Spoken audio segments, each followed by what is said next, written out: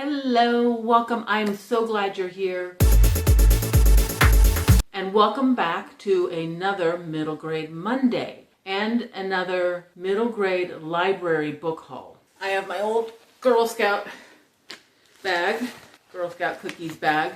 These are all middle grade books, and these are all from the library, just to be 100% clear. These first two are actually also part of my March TBR, and they are on my 26 and 26 library edition list. And they are both Newbery medal and or honor. I think Shark Teeth got the medal, gold medal, and I think Wolf Hollow has the honor. But let's start one at a time. Wolf Hollow by Lauren Wolk. Ooh, and I want to, the books on the back look really good too. It's about a girl named Annabelle. She's growing up in the time between the two world wars, which is actually, besides Regency, is probably my second favorite time frame. She lives a pretty quiet life until this girl, Betty, moves in. Betty is a bully, and she's not just bullying at school, she's bullying Toby, a reclusive World War I veteran, and while others see Toby's strangeness, Annabelle just sees kindness. Annabelle must find the courage to stand as a lone voice for justice. And it just sounds really good. It's got a medal. It's going to be good. A nice historical. Again, my second favorite time zone. Time period. Let's go with time period. Shark Teeth by Sherry Winston is a contemporary novel that is about a girl, Kita. She's trying to hold her family together. Her mother is an alcoholic. They have been struggling beforehand. Her mother now says she's good. She's not drinking. She's holding a new job and all that. Kita's dance teacher keeps asking about how her home life is. She's just really trying to hold things together. It says at the end, as the threat of her family being separated again circles like a shark in the water, the pressure starts to get to Kita. But could it be that Kita's worst fear is actually the best thing that could happen to her family and to her? Sounds emotional. This is called The Brightest Star, and it's about three kids named Stevie, Chloe, and Andrew. And they are starting secondary school, and everything is new and scary. There's new people, new classrooms, new challenges. Stevie and Chloe are finding themselves. They're finding the right groups and friends, but Andrew seems to be pulling away, and they're worried about him. It's super short and is in verse, so that should be a super quick read. This one, I don't know why I never thought that Cressida Cowell had written another book other than How to Train Your Dragon, which is a series of 12 books, so that's a lot of books anyway. But not too long ago, I came across the fact that she had authored other books. Seems like a duh, but you know, I just had never really thought about it. To me, How to Train Your Dragon is just, I love it. So I decided to see if I would love her other books. This is The Wizards of Once. I want to say I saw somebody on BookTube talking about this. Maybe they were going to unhaul it as a book that they liked when they were younger. I don't really know much about it other than it says here, it doesn't say much. Once there was magic, and magic lived in the dark forest until the warriors came. Zar is a wizard boy who has no magic and will do anything to get it. Wish is a warrior girl, but she owns something forbidden and magical, and she will do anything to conceal it. But they're going to have to work together because there's something in the dungeons that's been asleep for hundreds of years and is awakening. And that just sounds good. And look at this artwork. I just think that's amazing. There's all sorts of artwork in here. Can't wait. Fantasy. The Guardians, Book 4, Sandman and the War of Dreams. I don't really know anything about it. This is Book 4 in the Guardians series. First one we met North. In the second book we met E. Aster Bunnyman. And in the third book we met Toothiana. That's the one I read just a couple months ago. And now it's time for Sandman. 5 books in the series, so I'm almost done. Okay. Aggie Morton, Mystery Queen, The Body Under the Piano. This is a book that I came across, I think originally, if you liked this book, you'll like this book, kind of a thing. A couple months ago, I saw somebody talking about book 2, and I thought, oh yeah, I remember that. I went and checked on Goodreads.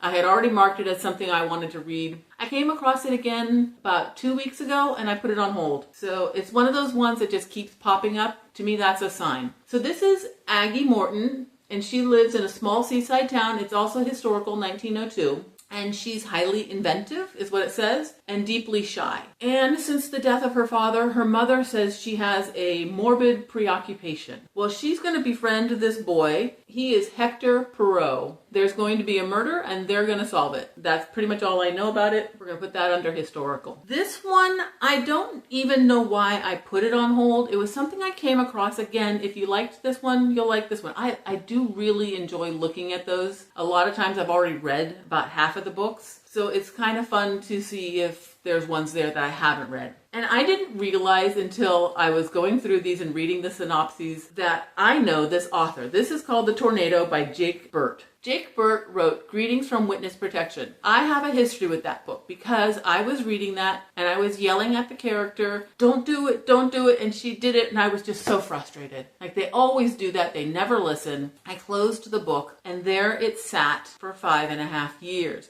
Now, I'm not saying that's what caused my reading slump, but it was the last book I had opened before I was in a reading slump. When I started doing all of this, I read that book and I loved it. I absolutely loved it. In fact, when I got to the part that I was like, had gotten frustrated over, I'm like, oh, that was nothing. So this one is a boy, his name is Bell. Bell Kirby is an expert at systems, whether he's designing the world's most elaborate habitat for his pet chinchilla or recreating Leonardo da Vinci's greatest inventions in his garage. He also won the school's creator contest. But really what he wants to do is avoid the bully Parker Hellickson. Well, then a new girl moves into town, and her name is Daylin, and she touches down like a tornado in his classroom. Belle's not sure why the new girl with her rainbow hair and wild clothes and strange habits is drawn to him, but he's sure of one thing: she means trouble. So it's bad enough when she disrupts Belle's secret system, but when she becomes the bully's new target, Belle is forced to make the impossible decision: stand up to Parker or join him.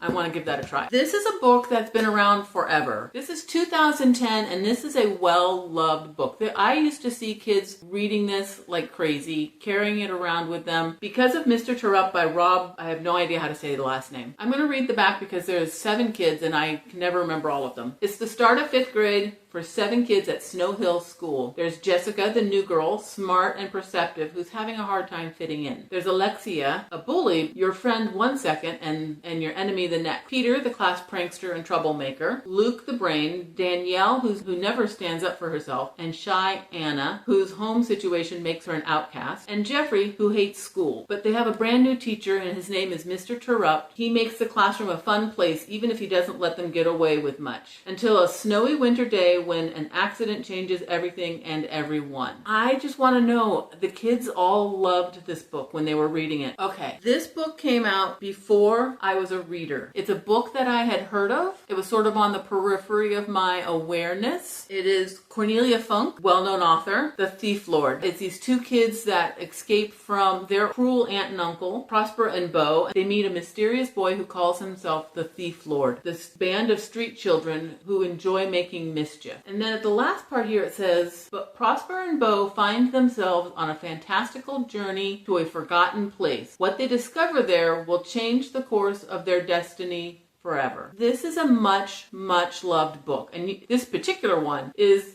beaten up. It is a well-used book. I can't wait. Lisa Phipps' Starfish. I picked this up because I just read And Then Boom by Lisa Phipps and I loved it. So I picked up this one purely for that. It says on the front, it's a big beautiful book about a big beautiful girl. She is bullied over her weight. She likes to be in the pool because she feels weightless. That's kind of all I know about it. It is also a book in verse. If it's anything like And Then Boom, it's going to be good. Worser by Jennifer Ziegler. This is a book about a boy. His name is William Orser. W. Orser makes Worser. All the kids call him Worser. They've been calling him that for so long that nobody knows what else to call him. He's 12 years old and he loves logic, grammar, and he collects words. He's making his own, an epic lexicon of words he's carefully collected over the years. So, of course, it particularly hurts that everybody calls him Worser, which is grammatically incorrect. He doesn't have a father. His mother has a stroke, which leaves her unable to speak, and Worcester's aunt moves in. His aunt, along with her cats, art project, loud music, bright clothes, and home is not the refuge it once was. So feeling lost and lonely, Worcester searches for a new sanctuary. He has a friend, Danya, from the literary club, and she's also searching for a sanctuary. And it sounds like they're going to find it in a new store that opens. It's a used bookstore. But when change threatens his new refuge, Worcester's grief and frustration lead him to react in an extreme and destructive way, and he must make peace with the fact that nothing stays the same forever. It just sounds serious, but good. Okay, so when I put this Cressida Cowell book on hold, I also came across this one, Cressida Cowell's Which Way to Anywhere. I don't really know much about this. K2 Ohiro and his sister Lizabird come from a magical family, but they have step-siblings that don't know anything about it. They're not allowed to let anybody know about this magical power or that magic exists. Well, then somebody kidnaps the baby sister, Annapec. I love the names. Annapec is kidnapped. The warring siblings will have to use K2's gift to find a crossing point into those worlds and embark on a daring rescue mission. And that just sounds really good. And of course, this is also filled with artwork. I'm actually really excited about that one. My Diary from the Edge of the World by Jodi Lynn Anderson, magical realism. And I like the way this is described. Sasquatches helped the American Civil War. Dragons fly south for the winter, sometimes burning down Applebee's along the way. What's with the Applebee's? And dark clouds come for people when they die. Gracie thinks it's all pretty ho-hum because it's her world until a dark cloud shows up for her little brother. So the family goes on the run to a place that people say doesn't exist, the extraordinary world. And to reach it, the Lockwoods will have to learn to believe in each other and trust that the world holds more possibilities than they ever imagined. Jacqueline Woodson. I absolutely love this cover, and I should probably wait till fall, but I won't. Jacqueline Woodson, Before the Ever After. ZJ thinks his dad's a hero. Everybody thinks his dad's a hero.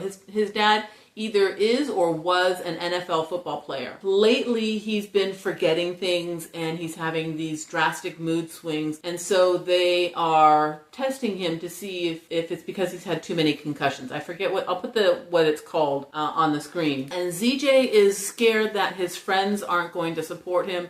But he does have a couple that he knows are true friends. So ZJ's just doing his best to get by, taking comfort in his music and his friends that do have his back. Somehow, whatever is coming next doesn't seem half as scary with them cheering him on. It sounds very emotional. It is also a book in verse. Makes me tear up thinking about it. This is probably my oldest book that I have on here. This is from 1998. And I've wanted to read it since probably early 2000 when I first came across it, first heard about the author. It also, I believe, has a Newbery. Oh no, the book 2 has a Newbery. A Long Way from Chicago by Richard Peck. Joey and his sister Mary Alice are from Chicago. Starts in 1929. They spend August with their grandmother in very rural, sleepy Illinois. So in August of 1929, they see their first corpse and he isn't resting easy. In August of 1930, the Cowgill boys terrorize the town and Grandma fights back with a dead mouse and a bottle of milk. Okay. August 1931, Joey and Mary Alice help Grandma to trespass, pinch property, poach, catch the sheriff in his underwear, and feed the hungry, all in one day. That's all I know about it. I don't need any more. It sounds fun, also historical, and that's my middle grade library book haul. I still have a couple left from the last one that I'm hoping to get to. I returned a few that I thought maybe I'm going to save the scarier type ones. I'm going to save them for October or at least fall. I want to get to all of these like right now, which is sort of always my problem. I'm trying to not hoard books,